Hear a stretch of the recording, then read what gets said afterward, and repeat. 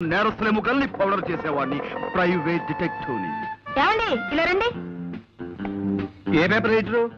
No, I'm Bond, James Bond. I'm Kalyan. Oh, nice meeting you. ఈ ఇల్లు మీ సొంతమా? లేదండి, అద్దిల్లే. వాళ్ళు అడిగారు? ఏదో ఒకటి అడగాలి కదా. కూర్చోండి. Let's come to the point. మీకు గంగాధరం గారు తెలుసా? ఏ గంగాధరం? యు ఆర్ రైట్, ఏ గంగాధరమే. ఆయన ఈ ఊళ్ళో పెద్ద business magnate. Devayani asbestos limited, Gangadharam textiles, సెమిస్టార్ షుగర్స్, ఇలాంటి పెద్ద పెద్ద కన్సర్న్స్ కి ఆయన ఓనర్. విన్నాను. ఏ?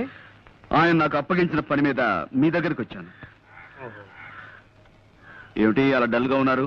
వారం రోజులు బట్టి వరుసగా టీవీ చూస్తున్నారా? లేదే, ఎందుకలా అడిగారు? ఎంతటి ఆరోగ్యవంతులైనా సరే వారం రోజుల పాటు వరుసగా టీవీ చూశాడంటే అతనిలో జీవకళ చచ్చిపోయి ప్రేతకళ బయటపడుతుందని నా గట్టి నమ్మకం.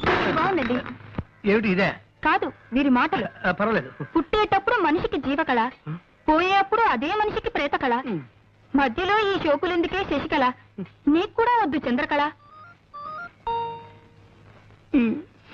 పాపం, నా బతుక్కి ఒక మరకల, నా గుండె మీద చురకల, నా జీవితం అనే పాలగిన్నె మీద ఇంత మందంగా కట్టిన తొరకల. మీరు కూడా కదా? కాదండి, ఇన్నేళ్లు ఆమె సాహిత్యంలో మలమలా మారిపోతూ వలవలా ఏడుస్తున్న ఆవిడికి దిక్కుమాలిన మొగుణ్ణి. ఐ సీ, నాకిప్పుడు అర్థమైంది. మీలో జీవకళ చచ్చిపోవడానికి కారణం టీవీ కాదన్నమాట. నాతో ఏదైనా పన్నెండు వచ్చారా? ఎస్, మీకు పెద్ద కథ చెప్దామని వచ్చా. కదా అది మీ టైపు కథ కదమ్మా, ఏదో చిన్న కథ. అలాగా? మా నాన్నగారి పేరు రామకోటేనే. మీరు ఆయన పెంపుడు కొడుకని ఆయన మీతో ఎప్పుడు చెప్పలేదా? లేదండి, మా అన్నయ్య నన్ను ఒకలాగే చూస్తున్నారు. I see. మీ అన్నయ్య పేరు? పట్టాభి. I see. ఏం చేస్తుంటాడు? వారికి నాటకాలు పిచ్చి ఎక్కువ. ఏదో నాటకం ఊళ్ళు పడి తిరుగుతుంటాడు. మీ నాన్నగారి ఫోటో ఉందా? ఇదిగో నాన్నగారి ఫోటో పట్రా. అలాగే. ఆయనకి సంబంధించిన ఇంకేమైనా గుర్తులున్నాయా? ఆయన హోమియోపతి మందులు రాసుకునే డైరీ ఒకటి మొన్న సామాన్ సంతుల్లో దొరికింది. దేవి, నాన్నగారు డైరీ కూడా పట్రా. ఆ రెండు నేను తీసుకెళ్తాను. కొన్ని పాయింట్లు వెరిఫై చేసుకున్న తర్వాత తిరిగొచ్చి మిమ్మల్ని గంగాధరం గారి దగ్గర తీసుకెళ్తాను. అలాగే. వారికి థ్యాంక్ యూ. ఏమిటో జరిగిందంతా విన్నాక ఆశగా నాకు ఒక కవిత వచ్చేస్తోందండి. జీవితం అంటే 1 మినిట్, దయచేసి ఒక్క నిమిషం.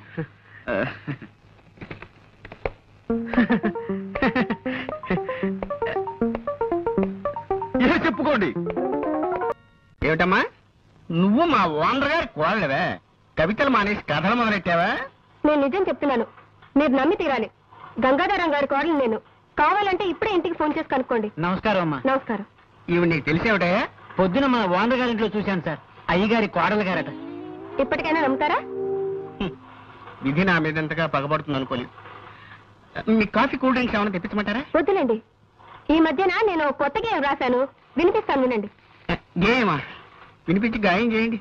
తప్పదు కదా. నేను కవిని కానన్నవాణ్ణి కత్తితో పొడుస్తా. నేను కవిని కానన్నవాణ్ణి కత్తితో పొడుస్తా. నేను రచయిత్రిని కానన్నవాణ్ణి రాయెత్తి కొడతా. నేను రచయిత్రిని కానన్నవాణ్ణి రాయెత్తి కొడతా.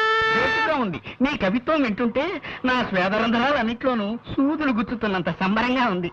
నరనరాలన్నిటికీ నిప్పెట్టినంత ఆనందంగా ఉంది. మా మామగారితో చెప్తాను, వచ్చే వారం పత్రికలో ఈ గేయం వేయాలి. అలాగేనమ్మా. రాజే తలుచుకుంటే దెబ్బలకు కొదవా. ఇన్నాళ్ళు ఈ వారపత్రికని నా సొంత పుత్రికలా చూసుకున్నాను. ఇక నుంచి ఈ వారపత్రికని వారపుత్రికలా తయారు చేస్తాను. తప్పుతుందే? ఈ పదార్థం గురించి వంట వార్త వేయాలి. దీని పేరు బంగాళా భౌభౌ. బంగాళా భౌభౌ. కుక్కలాహారమా? కాదండి, వెరైటీకి అలా పేరు పెట్టాను. కాస్త రుచి చూడండి. నేను రుచి చూడాలమ్మా.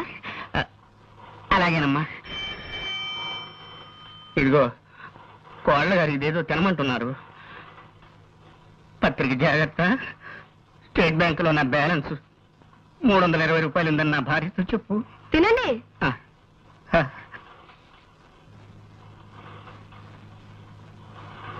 ఎలా ఉంది?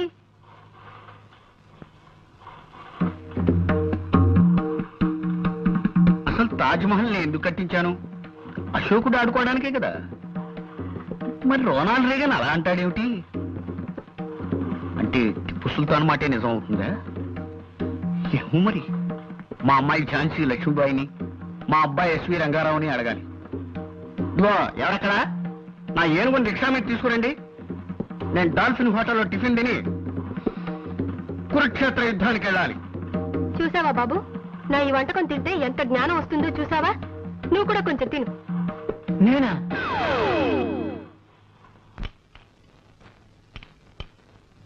నీకేనే చెప్పేది, ఇంకొంచెం పట్రా. ఎప్పుడో వారైపోయింది. తమ రాంగ్ అర్థం చేసుకోకపోతే ఒక క్వశ్చన్. బా పల్లె ఉన్నా డిస్టర్బ్ చేయకుండా వెంటనే చెప్పు. తమరు డైలీ 24 అవర్స్ ఈ వర్క్ లోనే ఉంటారా? అయ్యో ఒకటి లెఫ్టే. ఈట్ చేయండి. సాధ్యమైనంత వరకు ఈ పనిలోనే ఉంటానయ్యా. నీకేమైనా కష్టమా? ఏం లేదు, తమరు ఈటింగ్ ఇలాగే మెయింటైన్ చేస్తే ఈ మంత్ నుంచి పప్స్ ఉప్స్ రైసు ఎక్కువగా బయింగ్ చేయాల్సి వస్తుంది. That's all. బా ప్రణవయ్యా, నీకేమిటి ఇబ్బంది? ఏమండి, ఆయన వచ్చారండి. ఎవరు? ఆ వేసనకే అమ్మేవాడేనా? అబ్బా మీకెప్పుడు తిండిగోలే. నేను రాసిన మనిషి లేని గుండె నవల్లో విల్లన్లా నా ఎంట పడ్డాడండి. అబ్బా నాకెప్పుడు నమిలే గోల, నీకెప్పుడు నవలల గోల. చస్తున్నాను, కాస్త అర్థమయ్యే చెప్పు. పట్టాబి వచ్చాడండి. కళ్యాణ్ నీ తమ్ముడా? తమ్ముడంటే అదే నా పెంపుడు తండ్రి కొడుకు. నన్ను మీరు దత్తతిచ్చిన రామకోటి గారి అబ్బాయి. నువ్వు చెప్పేదానికి రుజువు ఏమిటి? కావాలంటే కానీ పిలవండి, నిజం బయటపడుతుంది. ఇంకా నిద్ర లేవలేదా ఈటింగ్ మిషన్? ఇక్కడే ఉన్నాను రా. నాన్నగారు, వీడు చెప్పేదంత అబద్ధం. వీడొచ్చి డబ్బు మనిషి. ఫ్రీగా వస్తే ఫినాయిల్ కూడా తాగిస్తాడు. మీ ఆస్తి కోసం ఈ వేషం వేశాడు, ఈ నాటకాలు రాయుడు. వీడే రామకోటి గారి అబ్బాయి, నేనే చంటబ్బాయి. లేదు నాన్నగారు, వీడే రామకోటి గారి అబ్బాయి, నేనే చంటబ్బాయి. నాన్నగారు, నేను చంటబ్బాయి. వీడి మాటలు నమ్మకండి నాన్నగారు. నాన్నగారు చంటబ్బాయి.